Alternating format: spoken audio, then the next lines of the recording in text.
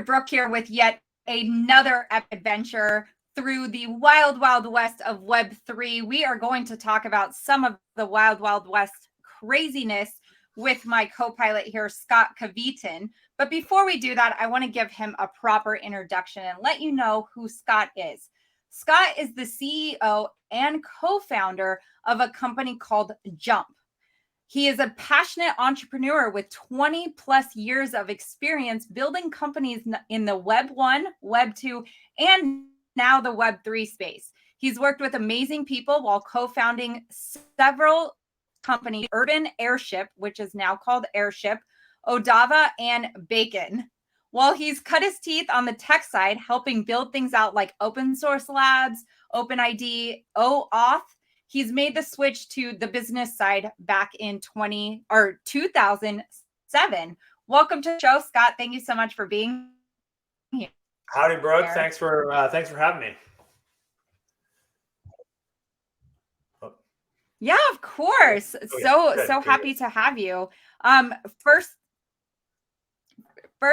things first. Yeah, it looks like sorry about that, guys. If you're hearing a little back, it's like my connection. It looked like my connection was a little bad. So I don't edit these. I love people to get the raw and the dirty because hey, it shows them that maybe they could start a podcast of their own and have cool conversations like this. So with that being said, Scott, I always ask my co-pilots before we embark on this journey what their Web3 story looks like. Yeah, it goes back a ways. I started seeing blockchain and specifically Bitcoin. It first came to my attention in like 2012, and I thought it was pretty ridiculous at the time. And there was actually so I live in Portland, Oregon, and we have a lot of food carts. We're known for our food carts. And there was a food cart in Southeast Portland that was accepting Bitcoin as payment. And the idea was that you would do 25 Bitcoin for one of these. They had these they're little triangle looking deep fried pies, and they had sweet and savory versions of it. Oh my gosh. And so there were a bunch of us that got together and we said, oh yeah, let's go down and do this. Let's see the future of money, you know? And so we went down and we all got Bitcoin, which was a pain, you know, because it was all command line tools at the time. And so then we went down. It took like 2 hours to make it happen. And I was like, wow, the future of money is really awesome. But you know, and you know, everybody always has that. Like I once had so many Bitcoin, but and then you know, I took a break from it as I was running a couple different other companies. I did a mobile company, and then we did a point of sale company. And then we sold the last company in 2017, and we got back together, my co-founder and I, and we just said, God, you know, this Web3 thing is cool. That we like some of the concepts of it. So we built out a pretty big mining infrastructure. So like, you know, all the GPUs and a bunch of servers, and we actually pulled a bunch of extra power to my co-founder's house. So we had that running. And this is when ETH was around $140, $150. Oh my God. Yeah. And so we were doing that, and our wives were, you know, wondering why our electrical bills were, you know, in the thousands of dollars. And anyways, and then ETH crashed, and we were like, this doesn't make any sense. So we sold our rigs, we got out of that. And then for a very short period of time, we had something called crypto athletes, which was kind of like NFTs before NFTs, even though NFTs were technically around. And so we had basically athletes that would be up on this site, and you could pay to own it. And it was sort of we were mimicking something called crypto celebrities at the time. And it was very short-lived, very ill-fated. We got a takedown from the NFL. We tried to do a deal with them, but it was way too early, way too new. And, you know, I mean, these things are about technology, timing, and team. And, you know, we had two of the three, but unfortunately it takes all three. And so, so those are sort of my dabbles in Web3. And then it was about a year and a half ago, we said, well, let's give this another shot. We didn't know what we wanted to do from a product perspective, but we knew that we had, you know, probably way too much experience sort of navigating these new technological like things that happen. And so we got together and basically created a consultancy to do helping early stage, Web3 companies with the technical co-founder side of things. And so we helped, I don't know, 5 or 6 different companies. And then we just sort of hit on something specifically around NFTs and physically backed NFTs. And so that led us to where we're at. We, shed all of our clients in February and then went hard building the products, signed our first customer in July, have a couple more coming, and then we'll be able to announce them all next year. So it's crazy. Even during this crazy, what we call crypto winter, fall, summer, spring, there's still interesting, compelling businesses to be had for sure. Well, I definitely want you to talk more about that. And that's what we're going to be talking about with Jump. That's the current project that you and your co-founder are working on. But you talked about the crypto winter, spring, summer, fall, whatever it is. I think it's crypto chaos. 2022 has been pretty much, for the most part, a lot of collapse and a lot of crash. We had that earlier this year with Terra Luna, Three Arrows Capital, all of these things kind of falling to pieces. And then more recently, within the last, 4 to 6 weeks, with this thing going on with FTX and Binance. Do you want to shed some light on that? Do you want to talk about that? Do you have anything to say about that? I think we should have seen this coming in January. All these companies did Super Bowl ads. Yes. I mean, that is basically your harbinger to, the whole thing's the bottom is going to fall out. I remember, and I'm going to, horribly date myself here, but I was working at Amazon back at the turn of the century. And I remember that, 2000 Super Bowl was all about, pets.com and all these crazy, Webvan and all these other, ridiculous businesses. At the time, they were ridiculous, but ultimately, ended up working out. And so the same thing happened here this year with FTX and all these other things. But I mean, this is a pretty typical process that happens with sort of new technologies. The new technology happens, massive speculation leads to overinvestment, leads to a bubble. Subsequently, there's a crash. But then over the course of time, if you sort of graph it, the size of the businesses that come from the technology that emerges are significantly bigger than even the speculative bubbles. And so when you go back to 2000, the example that you can draw is AOL Time Warner, which at the time was the largest merger of any company in the history of history. And that was $200 billion. So really big deal. But when you think about today, we've got 3 or 4 companies that are in the $1 trillion range now that were all tech companies that were much smaller back then. So I actually think the first $10 trillion company by market cap will be a crypto company. It just won't be an exchange that is playing shell games with people's personal assets, which I just floors me to no end. I mean, not to go on a rant, but go on a rant. Okay, you're allowed to rant on this show. Go on a rant. We thought that SBF, Sam Bankman-Fried, was sort of this prophet, this brilliant person who had done all these amazing things, and unfortunately now that we've sort of pulled back the curtain, it's horrible. And Do Kwon was on a podcast with Martin Shkreli this week talking about SBF, and I'm thinking, and they're all just sort of laughing about like, oh yeah, that's kind of funny. I'm like, what you've done is actually, I think, criminal. And oh my God, I understand why they can just laugh and say, well, I'm going to go do something else now. It's like, you have to kind of pay the piper. But anyway, so it'll be interesting to see. But as was the case with the .com, crumble in 2000, 2001, technically, we're kind of seeing the same thing happen here. I think we still have a ways to go. I think Tether is unfounded. I think there's some challenges there. They've already been depegged a couple times in the last few days, and we just don't have transparency into these. So that makes me very, very nervous. But during all this chaos, blocks are still being verified. People can still, hold their currency in their own wallets if they want to. No central bank has come along to bail these projects out.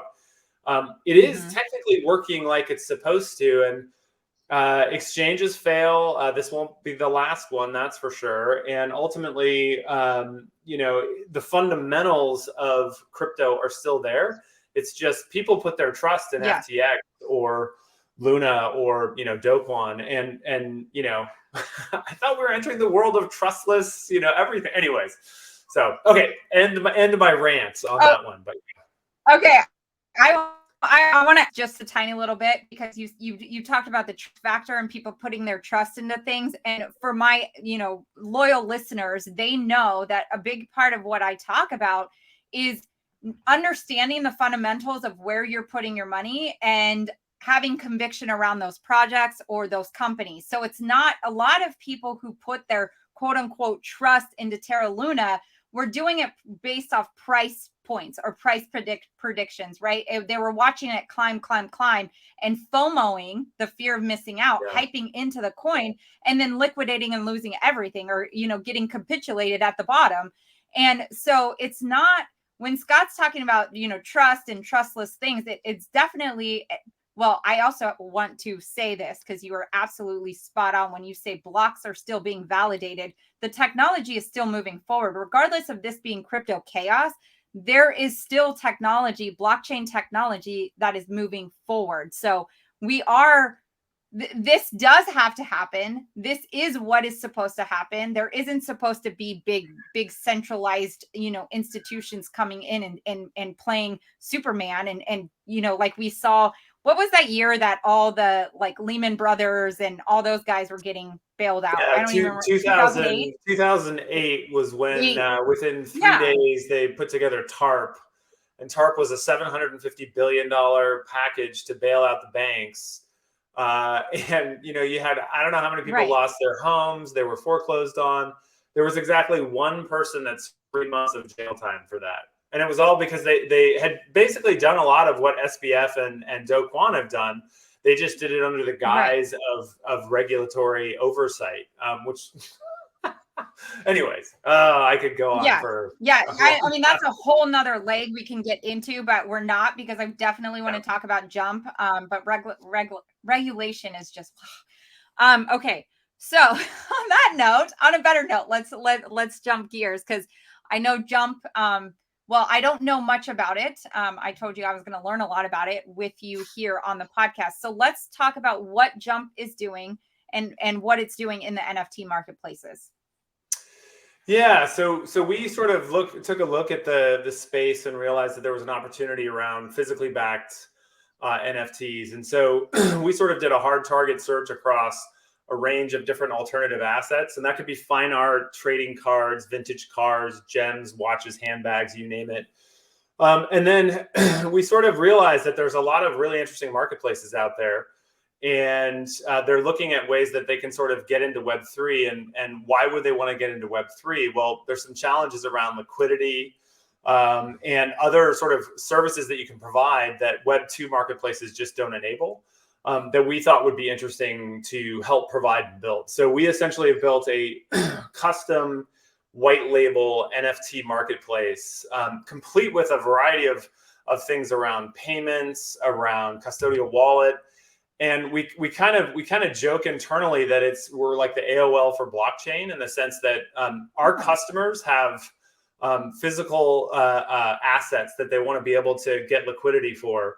And they need to trust us to be able to do that. And so in return, they want, you know, free and clear KYC'd AML USD. And so we handle all of the details of making that happen. And we do it in such a way that they don't really have to understand the details.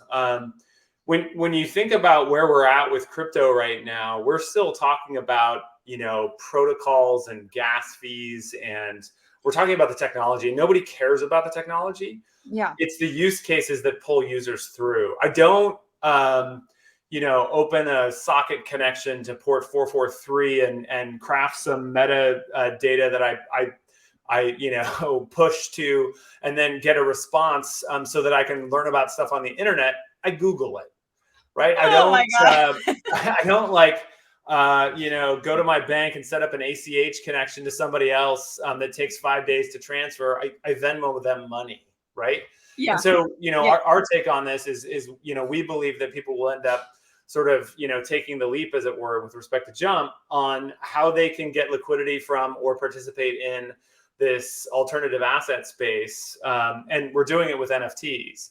NFTs themselves and some of the features of sort of Web3 and crypto, specifically the public ledger, the blockchain, the provenance of NFTs. All these things really serve to help us, provide an interesting, new, compelling platform for folks. And what we're trying to do is avoid using any of the sort of techno terms and really just solve for use cases for folks.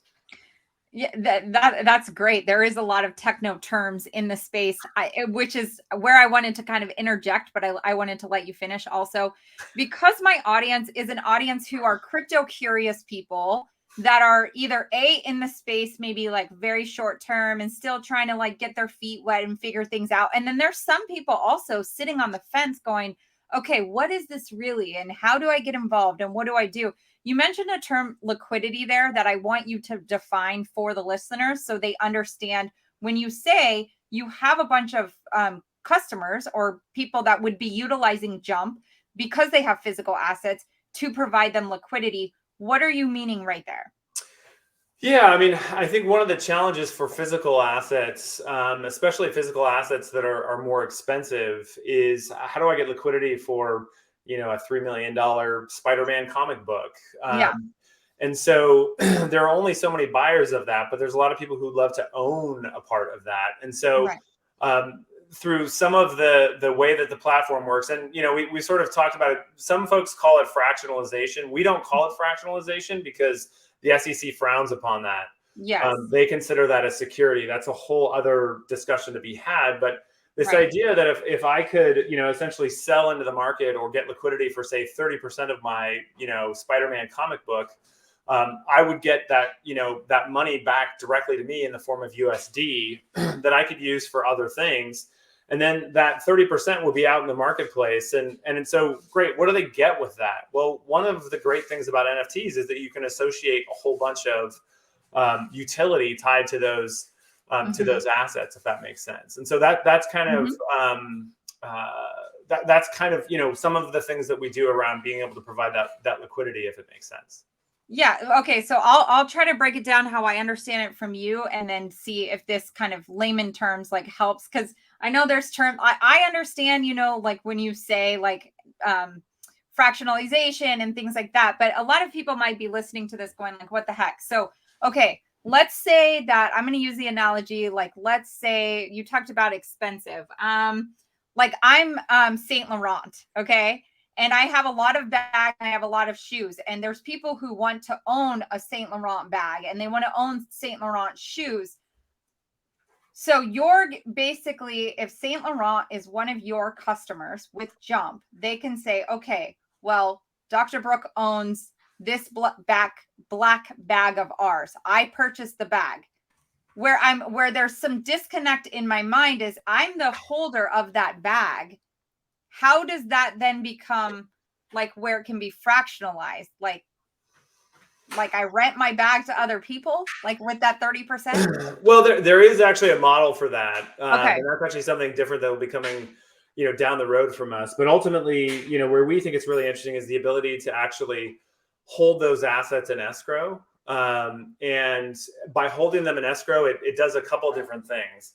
In other words, in the case of bags, it's a little tricky because you like to wear those. Watches, same thing. Right. But in the case of collectible items like fine arts or trading cards, those probably shouldn't see the light of day. You shouldn't touch them. You shouldn't breathe on them. Those kinds of things. And so by holding them in escrow, you can effectively, not only can you get liquidity for it, and also you can verify where it's at. You can also get insurance for it. You could potentially do lending on it. There's all kinds of things like that again provide for liquidity for these assets that you couldn't do otherwise. Okay, so that just created a lot of light bulb moments in my head and connection points for me. So just for the listeners, this is it. So when he talked about the comic book example, like you said, you shouldn't breathe on it, you shouldn't touch it. It should just be held somewhere, like a special vault in a place.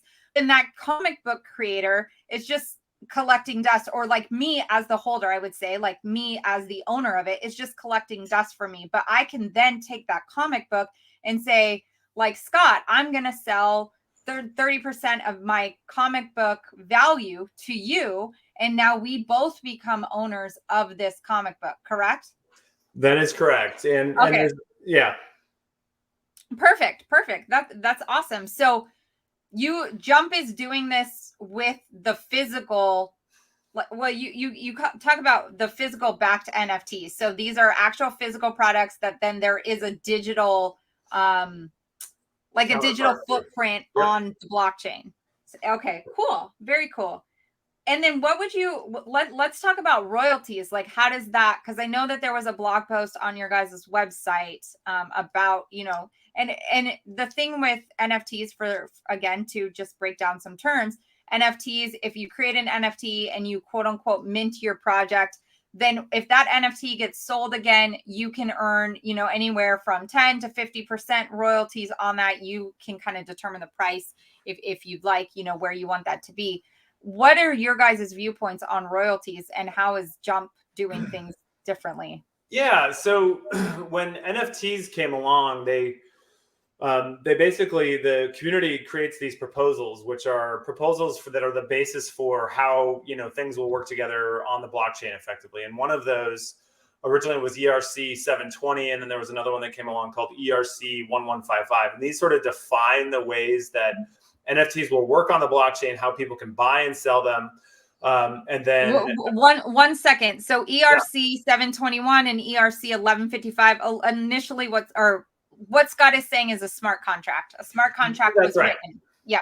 Yeah, that's right. And what's interesting is the way these are phrased is it's very loose language, and then the technology actually has to sort of solve for how it's going to work. And then the blockchain itself and the way that the blockchain works, it sort of solves and makes sure that what you're saying in this basically request proposal for folks for how it's going to work together, that because of the way the blockchain works, it's immutable. Once you do something on there, you can't go back. Right.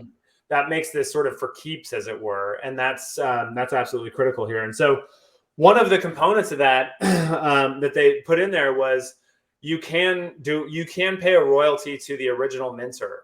And it was very like, you can do it. It's anywhere from 0 to 100%. Oh, you could go full. You can, 100%. Yeah, you can totally go full. Wow. And it's arbitrary, right? I mean, you can do whatever you want. Right. And but the problem became, once people dug into it, they realized that most of the early marketplaces like OpenSea and others adhered to it because it's up to the marketplace, because they arbitrate the transaction between the buyer and seller. And then the marketplace has to say, okay, great. Then we're going to take a piece of this and we're going to send it to this wallet address that happens to be the creator or the minter of the original NFT. Well, recently, you've had a bunch of with liquidity draining in the market. In other words, with the market crashing a little bit, everybody's trying to find places they can sort of chisel a point here and there away from their margins. So one, they can attract users in the case of marketplaces, and two, so people can make more money, right? And the royalty fee was the sort of the place that people went, because again, it was kind of optional and up to the marketplaces. And so unfortunately, you've seen this race to the bottom on this. And I think ultimately what's going to happen is some of the things like what we're doing, which is we're going to enforce royalties ourselves, and it's going to be part of our contract. Okay. And I don't think crypto, purists are going to like it, because we're going to do it from sort of a centralized fashion. Because we have to make royalties work, because we believe that it's part of the contract of why people want to participate in this ecosystem. Is this similar? Sorry. Is this similar to like what Apple is trying to do with taking like a big chunk percentage from NFT creators, and a lot of people are like kind of bucking the Apple piece is an interesting beast, because Apple owns the platform. So if you want to play on their platform, you have to pay a 30% fee. And when you think about, the NFT space and having to pay, 30% just to Apple, and then there's 70% to carve up between everybody else. Yeah, it's really painful. And this is for a topic for a whole other podcast. But in one of the sessions I was at a founders retreat this weekend, and we sort of came to the conclusion that the metaverse and sort of Web3 and crypto will have a very difficult time with mass adoption until Apple and Google are dealt with on the devices. In other words, Yes. until we break this 30% stranglehold, it's going to be hard for the metaverse or for crypto to break through. Now, I think there will be other ways that it happens. Maybe regulation, those kinds of things. But it was sort of a sobering moment when we all were sitting around and we all thought we were really smart people, and we were like, oh, that's kind of really hard to break through that right now. Yeah. Sort of creating your own device, as it were. But that's a tall order. Yeah. Okay, so you guys are going to come in. Okay, I'm putting all the pieces together in my mind. If I've done it incorrectly, please let me know. So Jump is a white label NFT marketplace. That's right. Okay. And so I come in, I utilize Jump software. You guys already have your built-in royalties. So I don't know. Did you even talk about the percentage? Maybe I cut you off when you did. It's up to our partners. Got it. Okay. Yeah, they decide based on their relationships with the asset holders. So they say it's X like percentage, and then that's where it gets locked into their contract to like whatever, and that's their own NFT marketplace. It looks like theirs. It has all their branding. It has everything, but it was Jump built. Like Jump built that. Cool. Yep. Very cool. So and you guys, okay. I like it. I like where it's going. So then.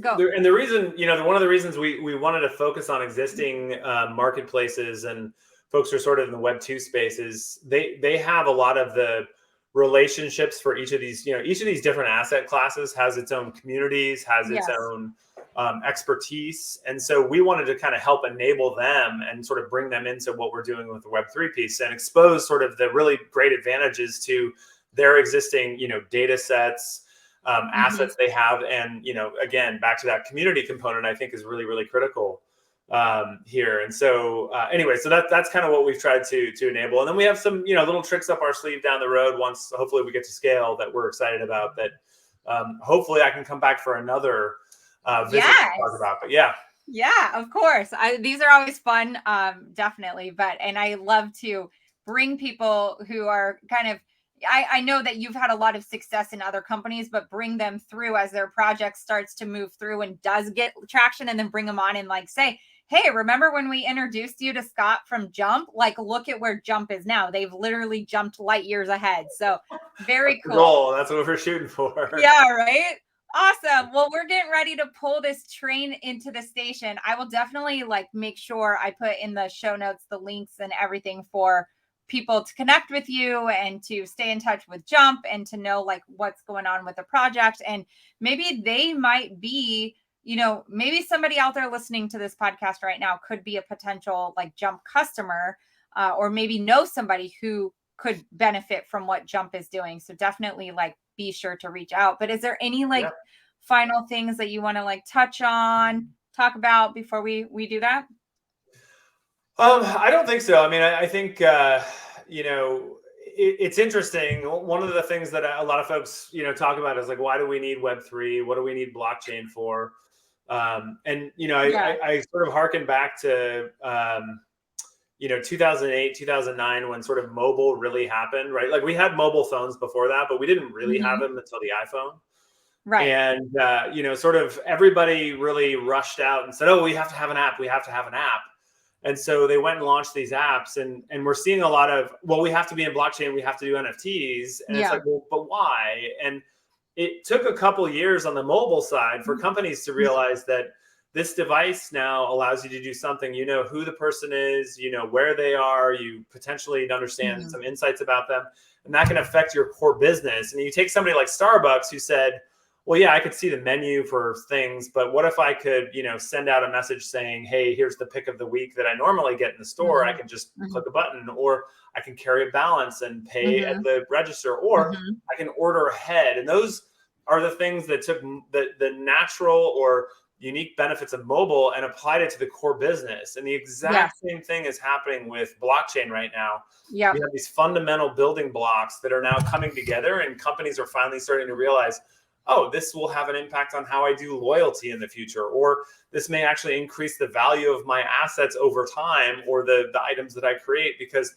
there's a sort of provenance trail to prove that it existed and when it was built or when it was created and those kinds of things. So again, these types of things take time, and we're going through some crazy ups and downs, but ultimately we're going to be much better for the wear. So okay, so because this will be airing at the end of 2022, what do you foresee in 2023 for blockchain?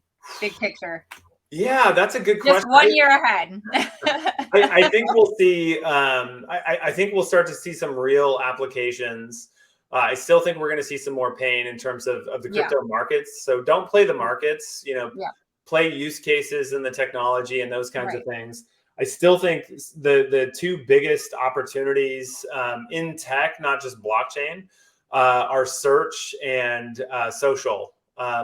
We've got all the social companies tanking right now, other than TikTok. But we were joking about what if you could use TikTok for work? Like instead of having Zoom, you'd do TikTok. Anyway, it would never translate. Oh my God. But the idea that like having a social layer for everything that I do on the internet, I'd love to see my friends' reviews. I'd love to see products they've bought or places they've been. Anyways, same thing with search. If you go on Google right now and search for something, you get 10,000 ads or all these SEO links, and search is really broken. Anyways, big opportunities. I think there's blockchain components for both of those as well. I love it. Well, my personal opinion, I know you're in the NFT space with Jumps and NFT. I personally, not to just go on a random statement, but I personally believe NFTs are where mass adoption in the blockchain space is going to come through. I do believe people are going to hold NFTs and they don't even realize they're in it like holding an NFT. They're going to take their airplane, QR code at the airport and scan it. And, it used to say Southwest or Delta or whatever. And now it's going to be a cool little picture of Denver or whatever that they can hold in their wallet on their phone. And that's going to be an NFT. So that's just my 2 cents, but I don't know if it's going to happen in 2023. So yeah, not that I still think we're really soon. So very cool, Scott. Well, thank you so much for being here. And for those of you listening, you know the drill. If you've heard other episodes in the past, as we pull this train into the station, wait till to disembark before we come to a full stop and exit to your right. We will talk to you next week. You made it. Congratulations. That wasn't so bad, was it? I hope you laughed and learned a little bit more about this Web3 universe and how simple and fun it can really be. Would you be so kind as to leave us a review and share it with your friends and family? It would mean so much to get this out to more people as we embark on the greatest transfer of wealth that has ever happened in human history. Can't wait to see you on the next one.